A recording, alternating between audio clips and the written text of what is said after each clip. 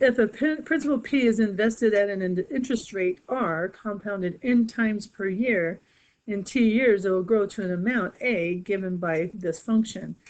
Those of you who were around for AZ Merit, this was always tested, and I don't know what's happening with it now, but do know this one. So here it is. How many times per year would the interest be compounded if it were compounded annually? Well, that's once a year. Semi-annually would be 2. Every 4 months, so we can do 12 divided by 4, which would give us 3.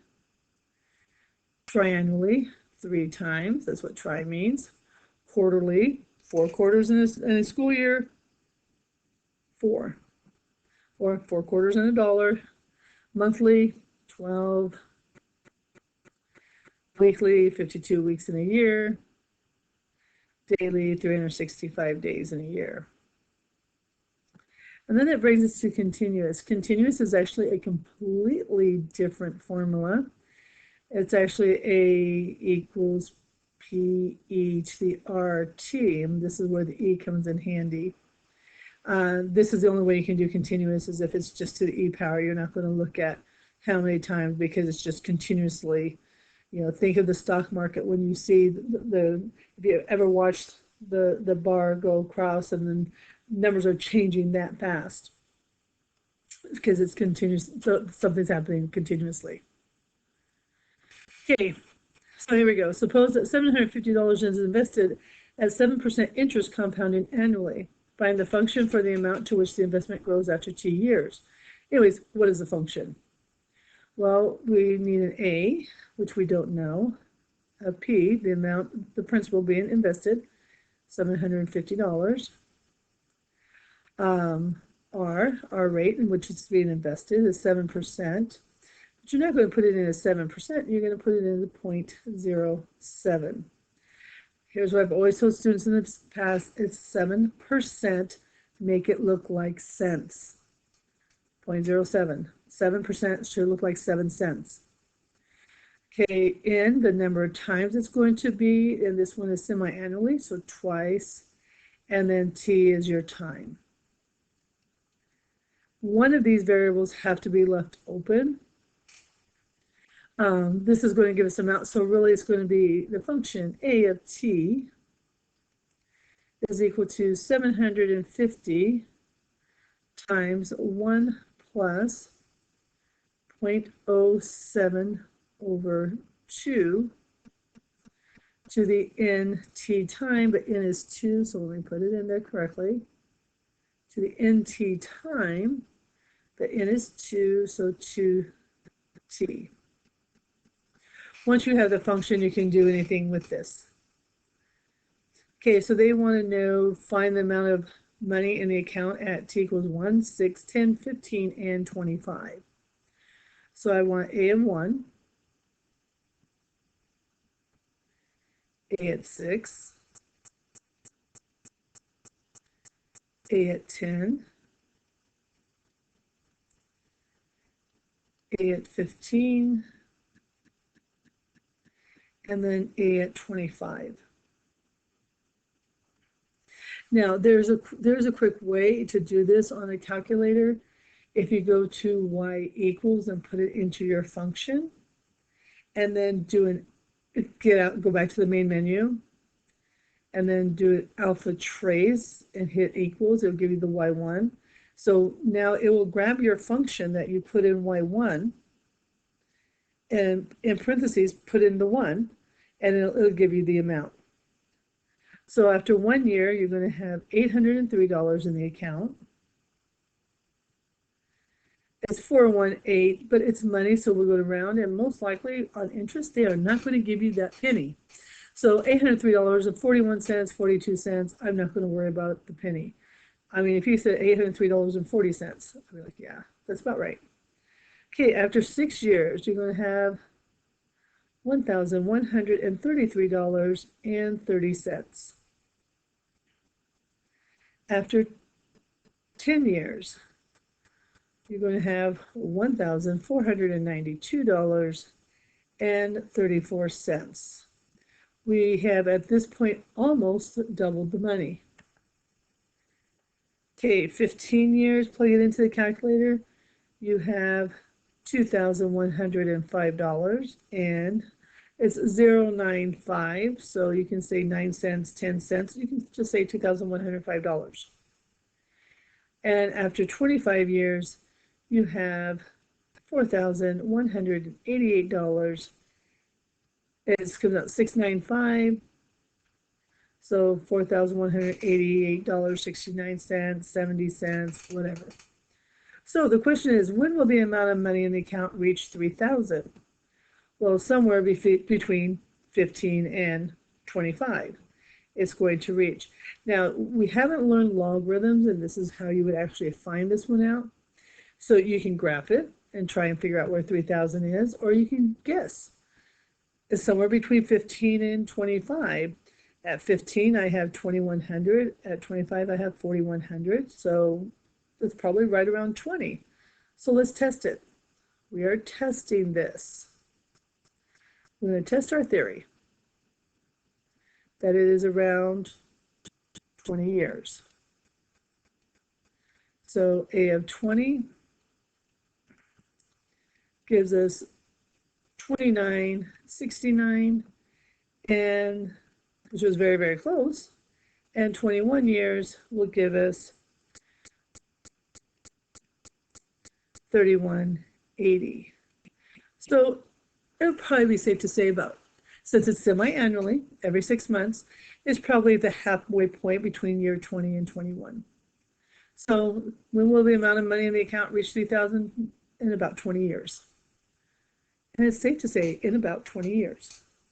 That is with the idea that nobody touches that money. Okay, let's do another problem. Interest in a college trust fund following the birth of his child. Okay, back to Juan. Following the birth of his child, Juan deposits $10,000 in a college trust fund where interest is 6.4% compounded semi-annually. Okay, so find the function. So this is going to be A of t, and the p-value is $10,000. The r value is 6.4%, but you're really going to put it in as 0.064. Now, if you're not sure on this, just take the percent sign off and put this over 100. The number of times is twice. So A of t equals 10,000 times 1 plus 0.064 over 2 to the 2t power. Then they asked you to find the amount of money in the account at 0, so basically at the beginning, for 8, 10, and 18. So I'm going to just put it here.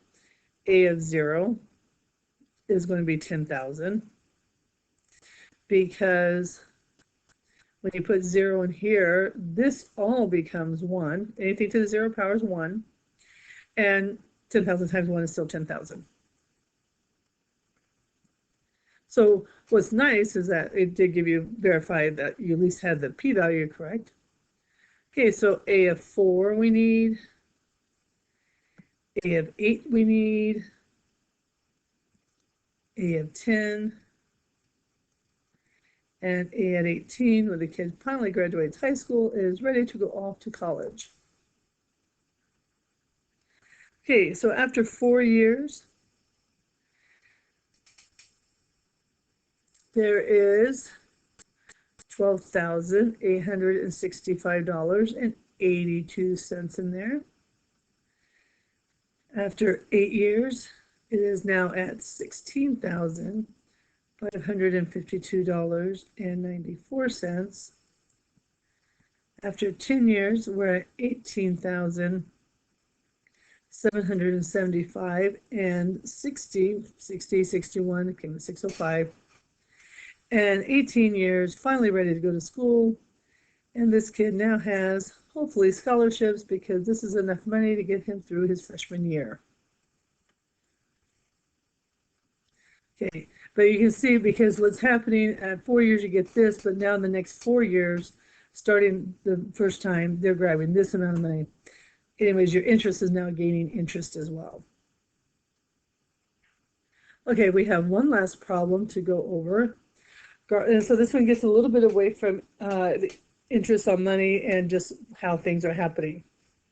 So garlic supply, the amount of garlic in the food supply has significantly increased in the past 80 years. The average U.S. per capita consumption of garlic has increased from 0.15 pounds in the 20s to 2.5 pounds in the mid-2000s. The following exponential function models this growth in the consumption of garlic. G of x equals all of this. So where x is the number of years since 1925, estimate the amount of garlic consumed per capita in 1960 and in 1990. Now keep in mind, in the 2000s, they're saying it's 2.5. So we should be below 2.5 pounds. So in the first one, we want G of 35. Now, keep in mind, this is from 1920, so 2005, way too many, let's try that one again. 2005 minus 1925 is giving us, what is that, 80 years, which is what they told us. And so if we do 1990 minus 1925, we get 65 years. And if we do 1990 minus 1960, sorry, this is supposed to be 1925. Yes, I saw it as I was driving, going, something's not right there. Sorry, let's try that one again. 1960 minus 1925,